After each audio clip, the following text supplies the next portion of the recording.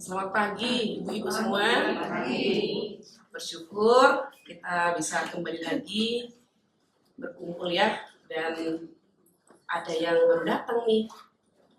Boleh minta kesediaan ibu-ibu yang baru pertama kali hadir. Minta acung tangan, 1, 2. Puji Tuhan ya. Ya, kita terus berdoa dan juga mengajak teman-teman kita, saudara kita, tidak harus dari GRI ya, dari gereja lain juga agar lebih banyak lagi ibu-ibu yang bisa mendapatkan penghiburan dari firman Tuhan, mendapatkan kekuatan daripada firman Tuhan. Hari ini kita akan melanjutkan bab yang ke-6 ya, kita berdoa terlebih dahulu. Bapa di surga, kami berterima kasih karena Engkau adalah Allah yang mencipta kami, Allah yang mengenal kami secara utuh. Engkau sungguh tahu bahwa kami membutuhkan Engkau dan membutuhkan firman-Mu. Melalui OSG ini, Engkau mau berkata-kata kepada kami, Engkau mau menghibur kami melalui firman-Mu, Engkau mau menguatkan kami dan juga mendorong kami untuk menjalankan hidup dan panggilan kami yang satu kali dan singkat ini dengan benar. Agar hidup kami menjadi berkat bagi banyak orang, mulai dari keluarga kami, pada suami, anak-anak kami, anak cucu kami, pada teman-teman terdekat kami, tempat bekerja kami, pada umat Tuhan, dan lebih luas lagi kepada masyarakat. Dan juga hidup kami bukan hanya bermanfaat bagi banyak orang, tapi terutama hidup kami menjadi hidup yang mempermuliakan Tuhan. Berkatilah materi yang akan kami pelajari hari ini. Biarlah Roh Kudus yang mengajar kami, memberi pencerahan kepada kami, menerangi pikiran kami yang gelap, mencelikkan mata rohani kami yang buta, membuka telinga rohani kami yang tuli, dan juga melembutkan hati kami yang keras terhadap kebenaran firman. Biarlah Kristus yang ditinggikan dan dipermuliakan di dalam seluruh sesi OSG hari ini, baik dalam paparan maupun dalam diskusi. Dengarlah doa kami dalam nama Tuhan kami Yesus Kristus, Tuhan dan Juru Selamat kami yang hidup. Kami berdoa dan bersyukur. Amin. Ya, tema dari bab 6 ya, ia akan bersaksi. Yang dimaksudkan di sini adalah Roh Kudus, oknum ketiga dari Allah Tritunggal. Saya mengutip dari Katekismus Westminster pertanyaan yang kelima, berbunyi demikian, apakah ada lebih dari satu Allah? Jawabannya adalah hanya ada satu Allah. Dari 1 Korintus 8 ayat 4 berbunyi, tidak ada berhala di dunia dan tidak ada Allah lain daripada Allah yang esa. Jadi hanya ada satu Allah. Itu sebabnya di dalam jemaat Korintus ada konflik ya. Jadi orang yang percaya kepada Tuhan mengatakan tidak ada berhala. Maka daging-daging yang sudah dipersembahkan kepada dewa kemudian dijual di pasar, orang yang percaya kepada Tuhan beli dan makan. Tapi orang yang baru percaya, yang tadinya mereka penyembah berhala, lalu sekarang menjadi orang Kristen, mereka tersandung. Lalu Paulus mengatakan, agar orang Kristen yang percaya hanya ada satu Allah, tidak ada dewa-dewa yang membeli daging dan makan, dikatakan, kalau kamu beli daging dan makan daging itu, lalu saudaramu yang baru menjadi percaya tersandung, untuk apa kamu membeli daging dan makannya? Bukankah kamu baik-baik saja tanpa membeli dan makan daging itu? Jadi Paulus memberikan nasihat kepada mereka. Benar hanya ada satu Allah, tapi ada saudaramu yang believer, yang baru percaya, imannya belum kuat. Jadi lebih baik memilih tidak membeli dan makan daging itu, lalu iman saudaramu yang baru percaya dikuatkan dan bertumbuh. Lalu pertanyaan yang ke-6, ada berapa pribadi dalam kealahan? Pertanyaan yang kelima tadi ya, apakah ada lebih dari satu Allah? Hanya ada satu Allah. Di pertanyaan yang ke-6 dilanjutkan, ada berapa pribadi dalam kealahan? Jawabnya adalah ada 3 pribadi dalam kealahan. Allah Bapa, Allah Anak, dan Allah Roh Kudus. Ini sangat jelas di dalam ketika Tuhan Yesus memberikan amanat agung kepada para murid, Matius 28 ayat 19-20. Pergilah, jadikan semua bangsa muridku, dan baptiskanlah mereka di dalam nama Allah Bapa, Anak, dan Roh Kudus. Dan ini yang menjadi redaksi baptisan. Itu sebabnya ketika calon-calon jemaat datang ke GRII, lalu dilihat redaksi baptisan mereka, dibaptiskan dalam nama Allah Bapa, Anak dan Roh Kudus, yaitu Yesus Kristus, maka kita akan memberikan pendekatan kepada jemaat yang bersangkutan atau calon jemaat yang bersangkutan bahwa redaksi ini salah. GRII tidak membaptis ulang, tapi karena redaksi salah, maka ibu atau bapak atau saudara akan dibaptis dengan redaksi baptisan yang benar. Begitu ya. Nah, jadi ketiganya adalah Allah yang esa. Kita sudah belajar bersama-sama 2 minggu yang lalu. Yang Allah yang esa sama dalam substansi dan setara dalam kuasa dan kemuliaannya. Jadi tidak ada ordo di dalam Allah Tritunggal. Ya, ini saya kutip kembali apa yang sudah saya presentasi 2 minggu lalu. Allah Tritunggal, Allah Bapa, Allah Anak, Allah Roh Kudus. Ya, Allah Bapa bukan Allah Anak, Allah Bapa bukan Allah Roh Kudus, Allah Putra bukan Allah Roh Kudus. Jadi Allah Bapa adalah Allah, Allah Anak adalah Allah, Allah Roh Kudus adalah Allah. Dan saya juga sudah memberikan paparan 2 minggu yang lalu bahwa Allah Anak keluar daripada Allah Bapa, Allah Roh Kudus keluar daripada Allah Bapa. Jadi itu misteri yang tidak bisa kita buat menjadi satu analogi. Allah Anak keluar daripada Allah Bapa, Allah Roh Kudus keluar daripada Allah Bapa dan Allah Anak. Jadi ini satu misteri, satu dalam 3 pribadi, gitu ya. Nah, di dalam bab 1 masih ingat ya, atau tidak ingat tapi saya kutip lagi nih. Di bab 1 sebenarnya sudah ada nih ya, ketika membahas 5 prinsip dasar pengetahuan tentang Allah. Yang poin yang keempat ya, Allah adalah Tritunggal. Dalam kealahannya ada 3 pribadi, Bapa, Anak, dan Roh Kudus. Karya keselamatan merupakan tindakan ketiga pribadi itu secara bersama-sama. Jadi Allah Tritunggal melaksanakan keselamatan itu atau mengerjakan keselamatan itu bersama-sama hanya saja sangat jelas. Fungsi daripada Allah Tritunggal, Allah Bapa merencanakan penebusan itu dalam kekekalan dengan memilih sekelompok umat pilihan. Allah Anak berinkarnasi untuk melakukan rencana keselamatan itu. Dan ketika Allah Anak naik ke surga kembali kepada Bapa, Allah Roh Kudus menerapkan rencana keselamatan itu di dalam diri umat pilihan. Jadi Allah Bapa merencanakan penebusan dan memilih sekelompok umat pilihan dalam kekekalan. Allah Anak turun menjadi manusia untuk mati menggantikan hukuman dosa umat pilihan yang telah dipilih oleh Allah Bapa. Jadi siapa yang diberikan oleh Bapa kepadaku, satu pun tidak akan hilang, kata Tuhan Yesus. Itu umat pilihan. Dan ketika tulis kembali kepada Allah Bapa, Allah Roh Kudus mengefektifkan karya keselamatan itu di dalam diri umat pilihan. Nah, hari ini kita akan belajar karya Roh Kudus ya di dalam keselamatan ini. Apakah karya Roh Kudus terbesar? Ada 2. Yang pertama, menurunkan firman yang tertulis, yaitu Alkitab. Ya, di dalam 2 Petrus 1 ayat 20-21, tidak ada para penulis Alkitab menulis dari hikmat manusia. Dari Roh Kudus yang memberikan inspirasi, wahyu. Makanya dalam Alkitab itu, di dalam iman Kristen mengajarkan 2 wahyu. Wahyu umum kepada semua orang, wahyu khusus kepada umat pilihan atau orang percaya. Nah, wahyu khusus ini adalah firman yang tertulis dan juga firman yang menjadi daging. Dan ini dikerjakan oleh Roh Kudus semuanya ya.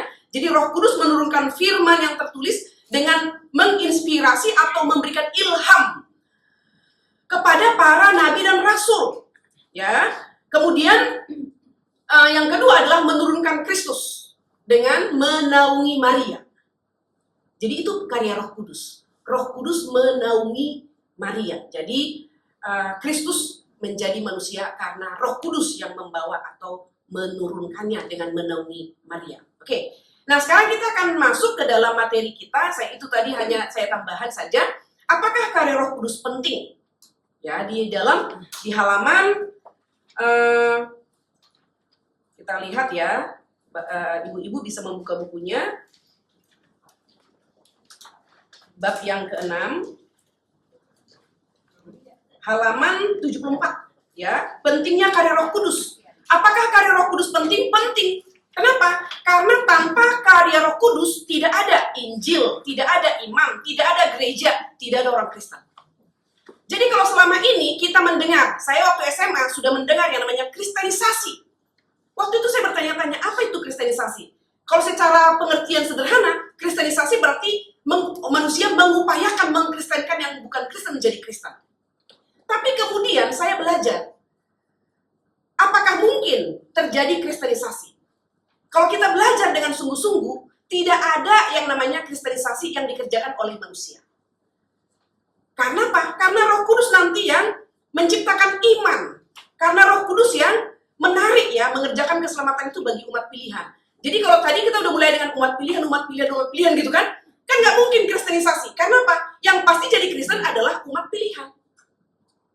Jadi saya baru paham ya, waktu belajar, oh ternyata tidak ada yang namanya kristenisasi. Karena yang membuat orang percaya adalah Allah. Dalam hal ini Allah Roh Kudus. Tidak ada manusia yang bisa memindahkan orang yang tidak Kristen menjadi Kristen. Mungkin Kristen KTP, tapi kalau Kristen sejati tidak. Yang membuat seseorang menjadi Kristen sejati adalah Roh Kudus, ya. Nah, Roh Kudus menginspirasi Injil.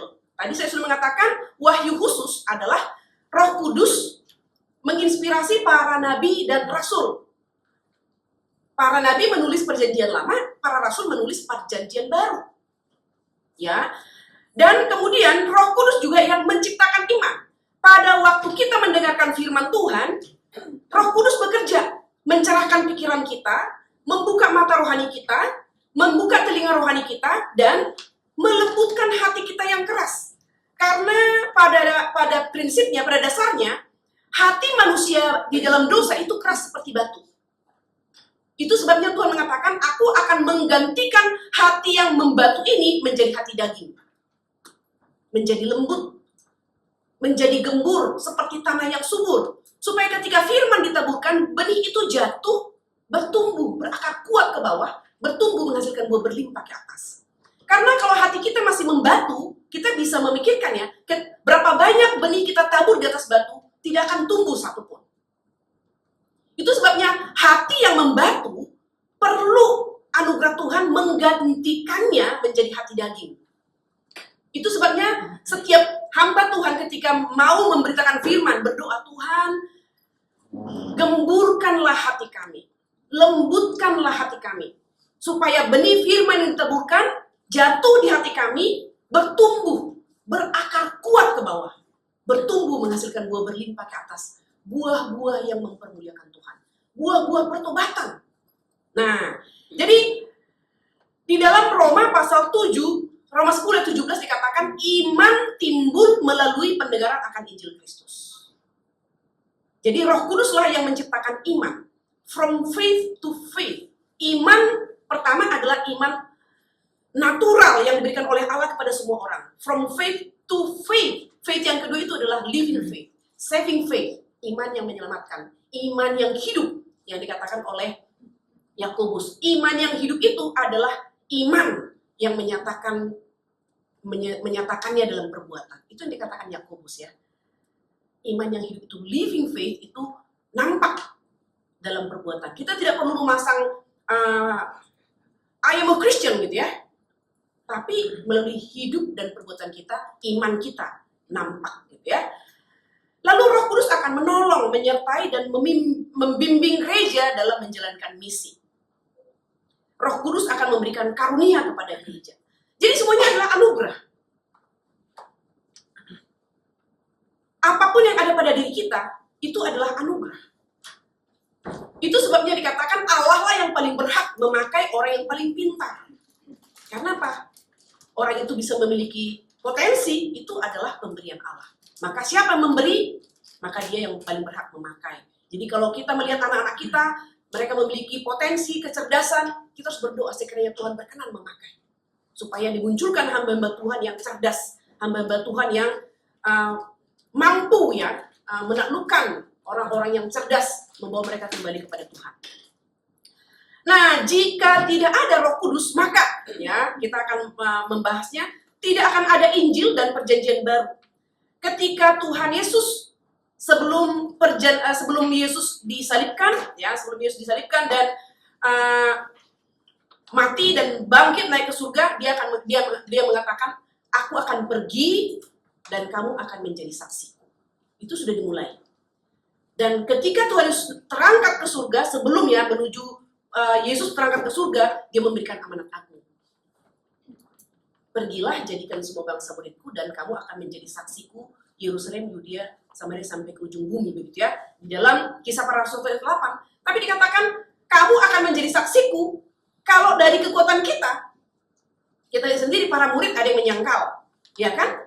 Ada yang pergi lari ketika Tuhan Yesus ditangkap. Mereka tidak memiliki kekuatan untuk menjadi saksi. Itu sebabnya Tuhan Yesus mengatakan, aku akan pergi dan kamu harus menunggu. Sebelum kamu pergi menjadi saksiku di Samaria, Yudea, ya di Yerusalem, Yudea, Samaria sampai ke ujung bumi. Kamu harus menunggu kuasa yang akan kuberikan kepadamu. Itulah Pentakosta, turunnya Roh Kudus satu kali untuk selamanya. Tidak ada Roh Kudus naik turun. Roh Kudus hanya satu kali datang ke dalam dunia. Setelah itu Roh Kudus menyertai gereja Tuhan melaksanakan amanat agung, menghibur umat Tuhan menghadapi kesulitan dan penderitaan dalam menjalankan panggilan mengikut Tuhan. Roh Kudus adalah roh penghibur. Dia akan mengajar, mengingatkan apa yang Yesus katakan kepada kita. Jadi Roh Kudus itu yang akan mendampingi para rasul ya, mendampingi para rasul dan kemudian turun terus ya para pengikut Tuhan atau orang percaya sepanjang zaman. Roh Kudus. Karena ketika kita mengalami unity with Christ, di situ adalah Roh Kudus masuk dan tinggal dalam hati kita untuk selama-lamanya. Dan itu juga yang menjadi satu jaminan bagi kita, keselamatan adalah satu kali untuk selamanya. Sama seperti Yesus mati satu kali untuk selamanya. Kematian Yesus yang satu kali itu menjadi korban yang sempurna, korban penutup ya, menyempurnakan menjadi klimaks daripada pengorbanan dan menutup seluruh sistem pengorbanan. Karena korban Kristus adalah korban yang sejati. Korban di dalam perjanjian lama itu semua adalah bayang-bayang pengorbanan Kristus. Dan bukan korban yang sejati. Itu sebabnya bangsa Israel, agama Yahudi, mereka harus ada upacara pengorbanan setiap hari, ya setiap tahun untuk pengampunan dosa. Dan ada binatang yang dikorbankan, baik yang dikorbankan darahnya dicurahkan maupun binatang korban yang disuruh pergi ke padang, seolah-olah dia pergi membawa dosa kita, begitu ya. Nah, Roh Kudus itu adalah roh kebenaran, dia yang akan mengenalkan, memimpin akan kebenaran dan percaya kepada Kristus serta hal yang akan datang. Jadi Roh Kudus ini yang akan memperkenalkan Kristus kepada umat pilihan.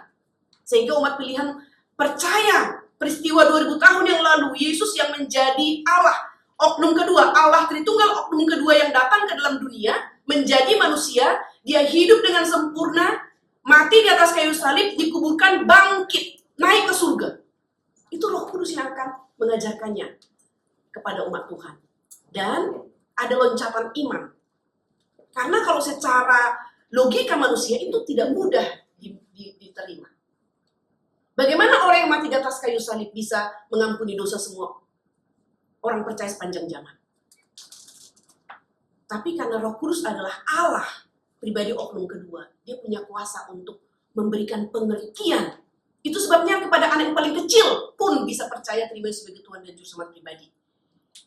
Orang yang paling rendah pendidikannya di tempat terpencil, mereka juga bisa percaya menerima Yesus sebagai Tuhan dan Juru Selamat pribadinya. Orang yang paling cerdas dalam pendidikan yang paling tinggi yang dimilikinya, pun mereka bisa mendapatkan anugerah Tuhan, bisa mengerti. Kalau ini dikatakan hal yang sederhana ya, bagi orang yang paling cerdas, sederhana. Hanya percaya terima Yesus sebagai Tuhan dan Juru Selamat pribadi, engkau diselamatkan. Bahkan kadang ketika kita menginjili orang Kristen ya, ada yang mengatakan, masa sih hanya percaya selamat? Jadi apa guna daripada perbuatan baik kita? Karena kita sering berpikir, saya mendapatkan sesuatu karena usaha. Maka dikaitkan, masa saya diselamatkan hanya dengan percaya? Tanpa usaha. Saya berapa kali bertemu dengan orang ketika saya menginjili sesama orang Kristen. Hanya percaya. Bagi mereka itu sesederhana itu. Iya, sesederhana itu. Tapi sesederhana itu orang yang paling cerdas bisa percaya. Kenapa? Kembali lagi kita akan melihat nanti ya, karena umat pilihan ya. Ia akan bersaksi tentang aku. Ya, Roh Kudus itu akan bersaksi tentang Kristus. Roh Kudus akan memperlengkapi dan memampukan kita. Lalu dikatakan kamu juga akan bersaksi. Jadi Roh Kudus akan menyaksikan tentang karya keselamatan Kristus, dan Roh Kudus akan memampukan kita kemudian menyaksikan tentang Kristus. Jadi kemampuan untuk bersaksi itu bukan dari diri kita sendiri. Kalau ada pelatihan penginjilan ya, rame-rame gitu. Begitu mau praktek, aduh saya nggak fasih lidah loh. Saya susah membuka mulut gitu ya. Yang paling celakanya ya, ada satu kali saya bertemu dengan hamba Tuhan. Dia mentraktir saya pikir kok tumben-tumben ya, mengajak saya makan. Dan saya tidak terlalu dekat juga dengan dia gitu ya. Lalu satu kali dia kontak saya, Kak Hep, mau ngobrol nih sama Kak Happy. Oh ya udah, mau ngobrol gitu ya. Tapi memang udah tanda tanya bagi saya, kenapa ngajak ngobrol, apa mau konseling atau apa gitu ya. Ya oke lah. Karena itu hari Minggu pulang gereja, ayo kita ketemu.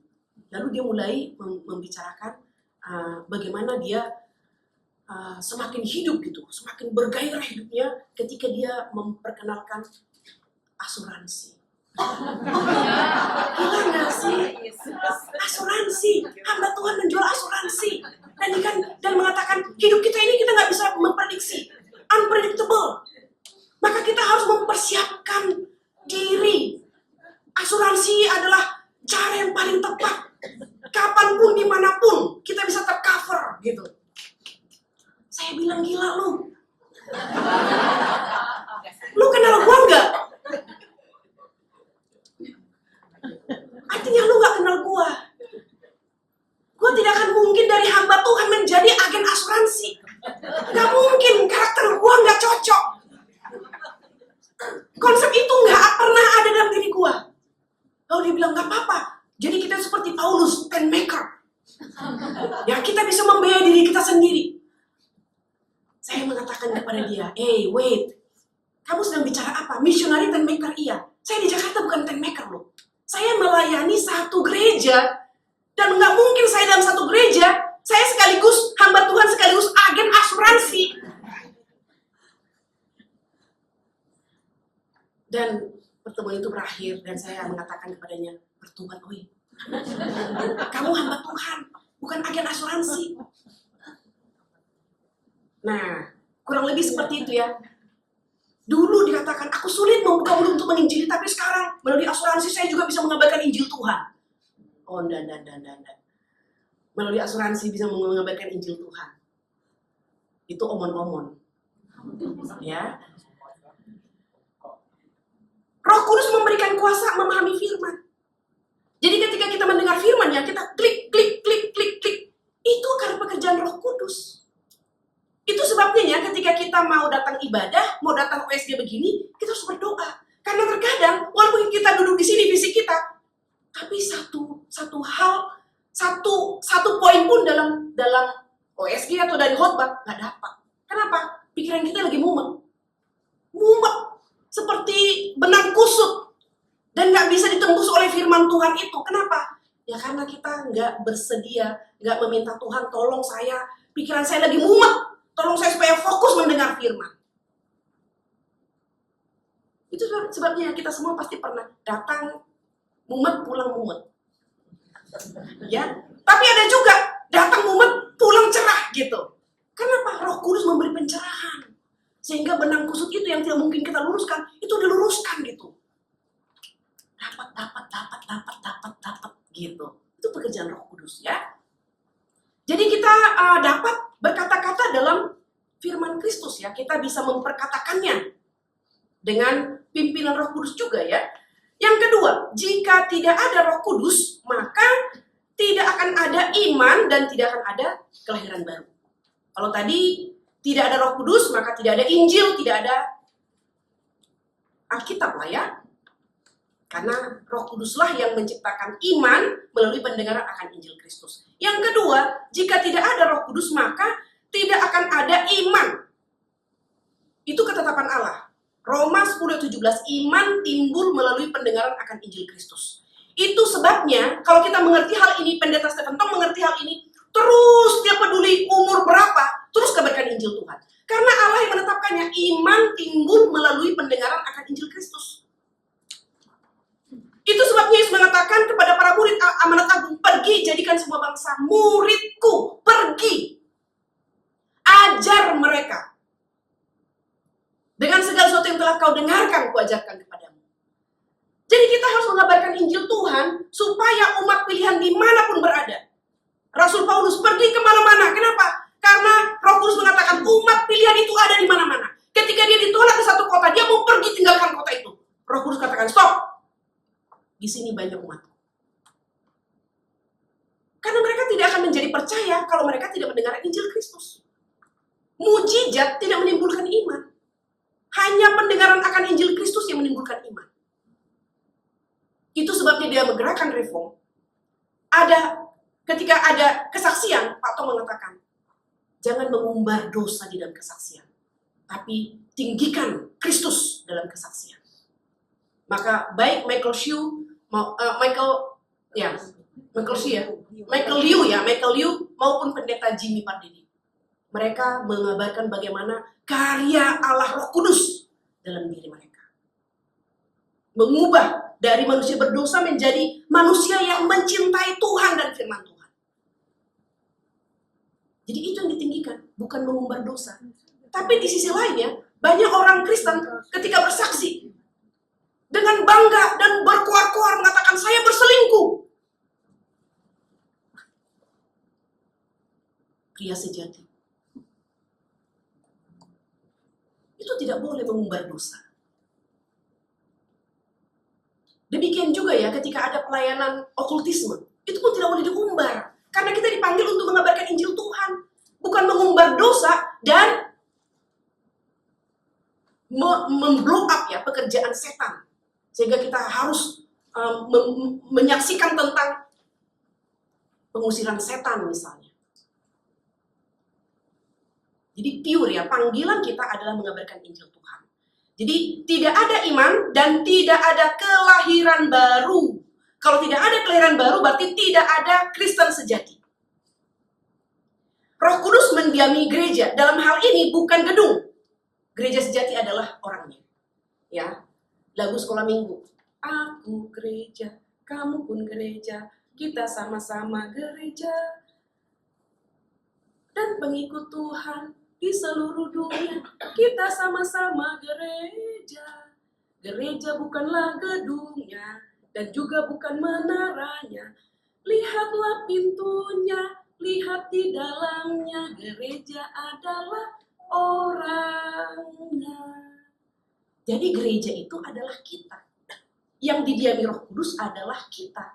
Maka tubuh kita ini adalah bait Roh Kudus, bait Allah. Karena Roh Kudus mendiami kita. Jadi setiap orang yang sudah percaya terima sebagai Tuhan dan Juru Selamat pribadi, tubuhnya itu bukan miliknya lagi. Tubuhnya itu adalah bait Allah, bait Roh Kudus. Di dalam Roma dikatakan, maka kita harus menggunakan tubuh kita ini menjadi alat untuk kebenaran. Bukan alat untuk kemesuman, bukan alat untuk melakukan dosa. Ya, Roh Kudus mendiami gereja itu kita untuk menyaksikan tentang Kristus. Jadi mengapa Roh Kudus mendiami kita? Supaya kita menjadi saksi. Dan ketika kita menjadi saksi, kita tidak bersaksi dari hikmat, bijaksana, kekuatan, kecerdasan kita sendiri. Roh Kuduslah yang akan menolong kita menyaksikan tentang Kristus. Roh Kudus mendiami kita untuk memberikan penyataan dan mengilhami. Di dalam perjanjian lama, perjanjian baru ya. Jadi Roh Kudus yang memberikan ilham, wahyu, inspirasi kepada para penulis Alkitab. Jadi mereka tidak menulis dari dirinya sendiri. Dan mereka waktu menulis sangat sadar. Dan mereka dipakai sesuai dengan kapasitas dan kemampuan mereka. Penulis yang ditunjuk Tuhan, yang dipilih Tuhan, penulis dari seorang petani, pemungut pohon ara, dia menulis dengan sederhana. Tapi Paulus, seorang akademisi ya, dia sangat cerdas. Tuhan pakai menulis 13 surat di perjanjian baru. Itu sebabnya kita juga harus bicara kepada anak-anak kita. Tuhan memakai setiap orang dengan latar belakangnya. Maka siapkan dirimu untuk dipakai Tuhan. Saya selalu katakan kepada anak-anak murid, Siapkan dirimu untuk dipakai Tuhan. Kapasitasmu besar, maka Tuhan akan memakai kamu dengan kapasitasmu yang besar. Kalau kapasitasmu kecil, ya Tuhan akan pakai sesuai dengan itu. Tidak ada mujizat yang mengubah kapasitas ya. Tidak ada orang yang tidak tahu bahasa Inggris tiba-tiba bisa berbahasa Inggris ya. Kecuali ya Tuhan mengaruniakan karunia bahasa roh. Karena bahasa roh itu ketika Roh Kudus dicurahkan, para murid kan bisa berbahasa ya. Itu pada saat itu saja. Waktu Tuhan mengaruniakan karunia bahasa roh, ya. Roh Kudus mendiami gereja untuk bagi kita sekarang, bagi kita saat ini adalah Roh Kudus bersaksi dan menerangi, ya. Jadi di sini kita lihat menerangi yaitu membuka mata rohani kita yang buta, memulihkan visi.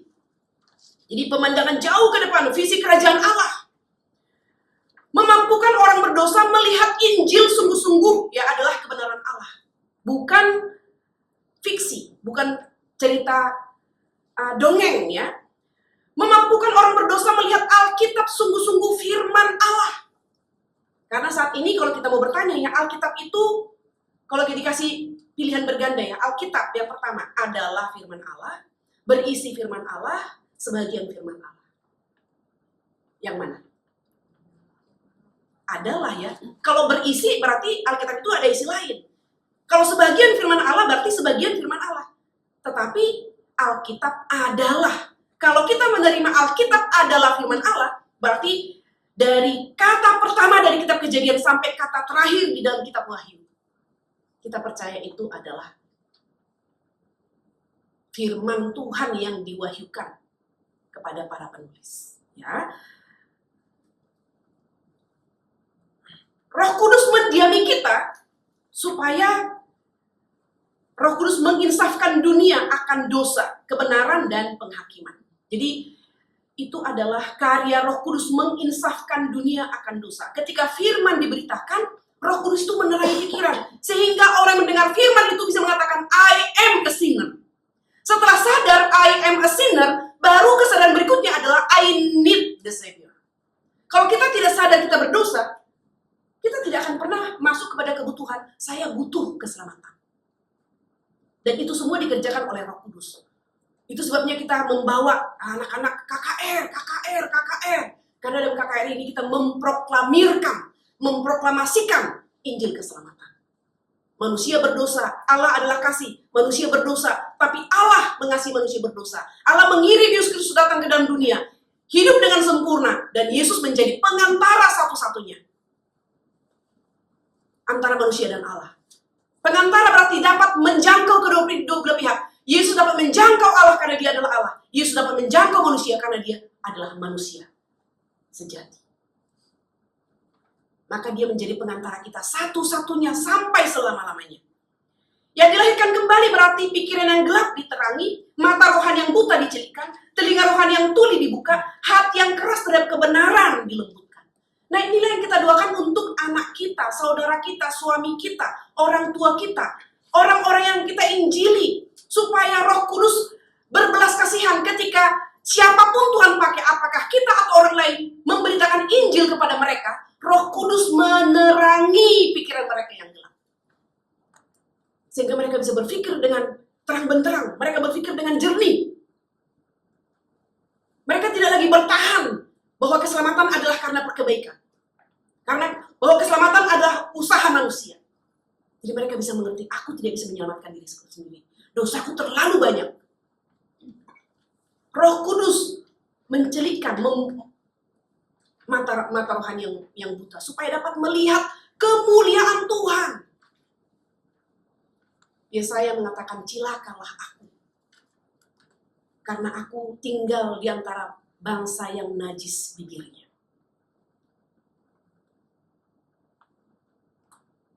Dan berbahagialah kita kalau kita diberikan oleh Tuhan mata rohani yang dapat melihat kemuliaan Tuhan. Betapa kita menjadi orang berbahagia. Sebaliknya kita akan sangat berduka ketika kita melihat kejahatan sekeliling kita. Kita sangat berduka.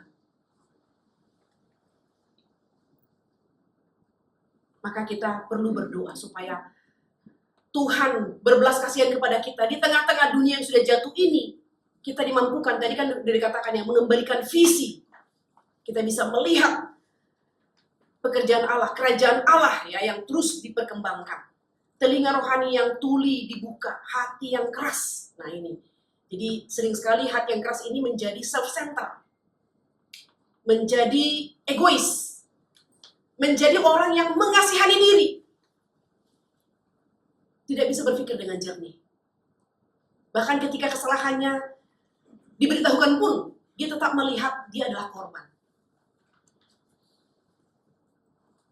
Korban papa-mamanya yang sibuk mungkin, korban kakak-kakaknya yang tidak memperhatikan mungkin. Kalau anak itu masih kecil ya, gila ya, anak kecil bisa loh menjadikan orang tuanya itu jadi korban, padahal dia yang salah. Ya itu tadi, dia hanya berpusat pada diri, maka dia melihat dirinya sebagai korban.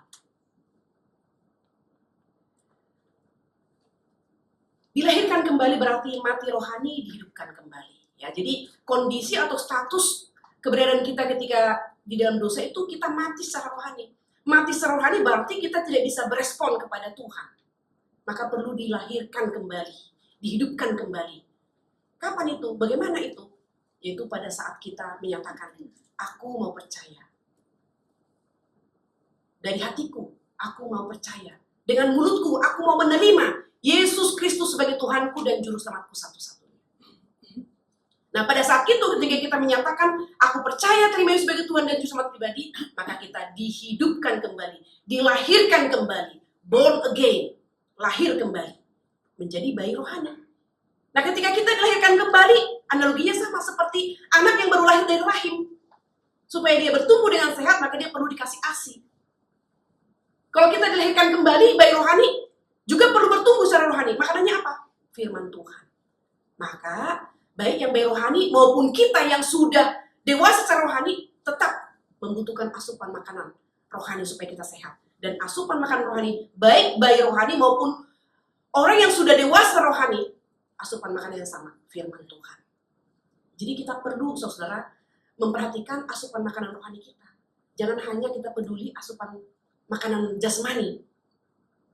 Oleh karena itu, ya renungan yang sudah mulai diposting di dalam grup, mari kita membacanya. Kalau ada nanti pembacaan Alkitab yang sedang dipersiapkan yang mulai nanti Januari, kita memulai membaca Alkitab Kejadian sampai Wahyu, mari kita ikuti. Itu semua adalah untuk kesehatan jasmani kita, pertumbuhan, kesehatan rohani kita, untuk pertumbuhan rohani kita. Kita dilahirkan kembali berarti new life in Christ, menjadi hidup baru dalam Kristus. Ya, yang tadinya kita adalah hamba dosa, ketika kita new life in Christ, ya, kita berbalik, ya. Kemudian kita memiliki kapasitas menerima penyataan Allah. Mungkin ini bisa membantu ya. Ini kecil tapi saya akan mencoba membantu. Jadi panggilan efektif itu ini karya Roh Kudus dan proses keselamatan. Karena kita sedang membicarakan Roh Kudus, saya mengambil ini dari Katekismus Westminster ya. Jadi dari ini bisa nggak ya? Nggak bisa ya. Oke. Saya akan videonya bisa diputar. Ya, jadi saya akan menjelaskannya ya. Ini adalah panggilan efektif. Panggilan efektif ini adalah pada saat kita mendengar firman Tuhan. Ya, panggilan efektif ketika kita mendengar firman Tuhan, Roh Kudus bekerja memberikan panggilan efektif ya. Lalu kita mendapatkan anugerah Tuhan. Masuk ke sini, konversi, iman dan pertobatan. Ya, dalam panggilan efektif melalui pendengaran akan firman Tuhan, kita mendengar panggilan itu, kita berbalik. Ini kan jalan ke neraka, ini kita berbalik, konversi yaitu iman dan pertobatan. Lalu at the same time, pada waktu yang sama, kita dibenarkan. At the same time, kita diadopsi. Ya, jadi kita menjadi orang benar di sini. Lalu kemudian kita akan masuk ke dalam proses of sanctification. Ketika proses of sanctification di sini, satu titik kita akan mati. Ketika kita mati, tubuh kita kembali ke tanah, lalu roh kita akan bersama dengan Kristus, jiwa bersama dengan Kristus di sana ya. Dan tinggal menunggu kedatangan Kristus. Disitulah kita akan dipulihkan ya, kebangkitan di hari terakhir. Ya, jadi ini adalah urutan keselamatan di mana karya Roh Kudus dan proses keselamatan. Ya, jadi kita lihat karya Roh Kudus di dalam keselamatan ini, dan juga setelah kita diselamatkan, Roh Kudus akan terus bekerja di dalam diri kita dalam proses of sanctification. Nah, Roh Kudus tidak bisa bekerja tanpa kita membaca firman. Roh Kudus tidak bisa bekerja tanpa kita bergumul. Jadi, dari panggilan efektif sampai kepada konversi, iman dan pertobatan, pembenaran dan adopsi, itu adalah anugerah Tuhan 100%. Tidak kerjasama. Tapi setelah mulai dari titik, ya dari titik pengudusan itu, proses of sanctification, anugerah Tuhan 100%, usaha kita 100%. Tanggung jawab manusia 100%.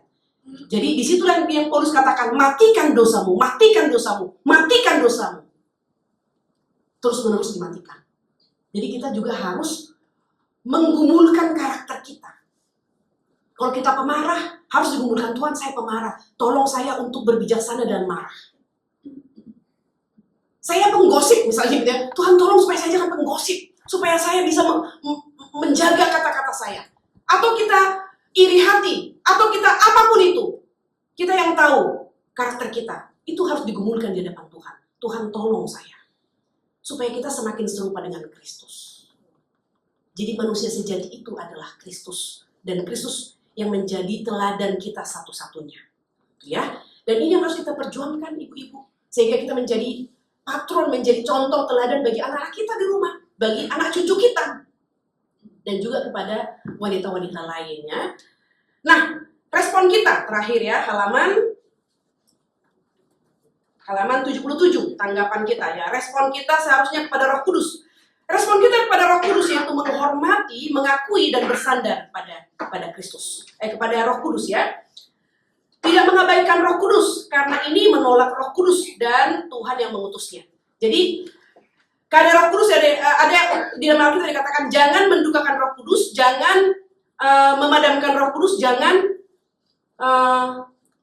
satu lagi apa ya? Menghujat, betul. Jadi jangan memadamkan Roh Kudus. Ini adalah orang percaya yang sudah lahir baru, lalu dia bermain-main dengan dosa, kurang lebih begitu ya. Jadi memadamkan, udah giat pelayanan, tapi kemudian mungkin jatuh ke dalam dosa lalu menjadi kendor. Oke, jangan menghujat Roh Kudus. Satu lagi tadi apa ya? Mendukakan. Mendukakan, saya membahas dulu, mendukakan. Mendukakan ini juga, karena Roh Kudus itu adalah Roh Kudus, Roh kebenaran. Dia ada dalam diri kita. Kalau kita menjadi cemar, dia berduka. Kata-kata kita cemar, pikiran kita cemar, tindakan kita cemar, Roh Kudus berduka. Dan yang ketiga adalah menghujat. Kalau ini adalah unbeliever. Menghujat ini berarti menolak kesaksian Roh Kudus tentang karya keselamatan Kristus. Berarti mereka tidak diselamatkan. Ya, jadi karena Roh Kudus itu bersaksi tentang Kristus, menyaksikan Kristus. Siapa yang menghujat Roh Kudus berarti dia menolak kesaksian Roh Kudus akan karya keselamatan yang dikerjakan Kristus. Atau dengan kata lain, menolak Yesus Kristus. Siapa yang menolak Yesus Kristus? Makanya dikatakan dosa satu-satunya yang tidak bisa diampuni adalah menghujat Roh Kudus. Orang bunuh diri diampuni nggak? Diampuni. Alkitab konsisten ya. Kalau dia umat pilihan, lalu tekanan hidupnya terlalu berat, ada kesulitan yang terlalu berat tidak bisa ditanggung, lalu mungkin dia berpikir, saya mengakhiri hidup.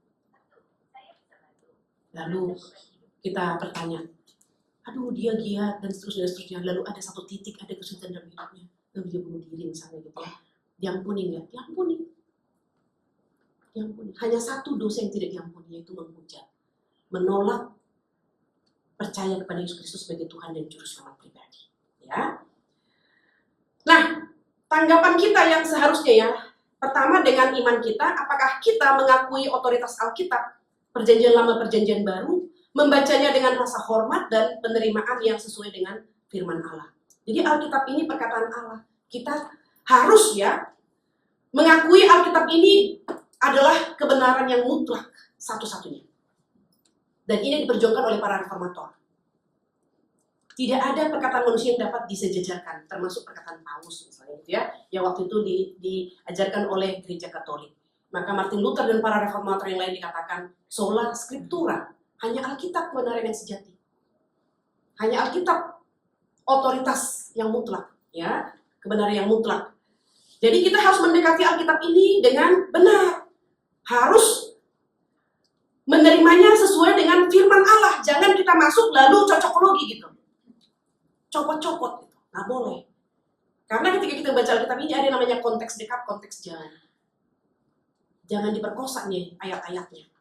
Kata Alkitab comot satu ayat. Nggak boleh. Karena ada konteks, ya, ada konteks jauh, konteks dekat. Konteks dekatnya ayat di atas, ayat di bawah. Perikop di atas, perikop di bawah. Konteks jauhnya satu kitab itu. Kalau kita misalnya menyomot satu ayat dari Yohanes 3 ayat 17 misalnya gitu ya, lalu kita pegang itu terus satu-satunya ayat. Tunggu dulu, apa konteksnya? Konteksnya berarti di pasal 3, konteks dekatnya. Yang lebih jauh lagi, pasal 2 di atas, pasal 4 di bawah. Lebih jauh lagi, satu utuh kitab Yohanes, gitu ya. Utuh lagi, ya Alkitab keseluruhan begitu. Yang kedua, dalam kehidupan kita, apakah kita menerapkan otoritas Alkitab dan hidup sesuai dengan Alkitab? Karena Alkitab tidak mungkin salah. Jadi yang menjadi barometer, apakah benar atau tidak? Kita harus kembali kepada Alkitab. Bukan apa kata pendeta, tapi kembali apa kata Alkitab. Itu sebabnya kita perlu belajar Alkitab, ibu-ibu, supaya kita melihat barometer atau ukuran benar atau tidaknya adalah Alkitab, gitu ya. Jadi jika tidak, ini tadi ya, jika tidak kita menolak Roh Kudus ya, jika kita tidak mengakui otoritas Alkitab Perjanjian Lama, Perjanjian Baru, masih ada tambahan yang lain, berarti kita menolak Roh Kudus karena PLPB ini adalah karya Roh Kudus ya, mengilhami para penulisnya. Yang kedua, dalam kehidupan kita, apakah kita menerapkan otoritas Alkitab dalam hidup sesuai dengan Alkitab? Karena Alkitab tidak mungkin salah. Jika kita tidak menerapkan otoritas Alkitab dalam hidup kita, maka dikatakan yang telah memberikan Alkitab, ya kita menolak Roh Kudus.